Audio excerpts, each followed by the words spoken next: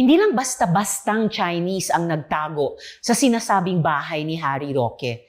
Itong si Sun Liming ay bigating pugante na nasa red notice ng Interpol. Sabi ni Roque ang may-ari ng bahay ay ang PH2 Corporation, na ang majority shareholder ay Biancham Corporation, kung saan incorporator siya at mga associates niya.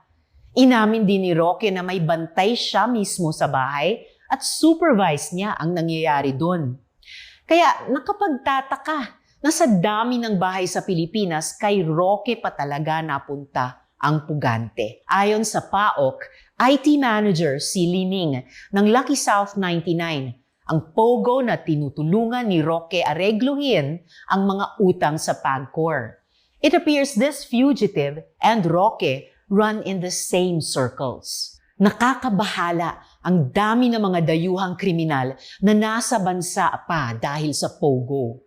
While a ban was already announced, we in the Senate need to craft measures to ensure that this industry never comes back again.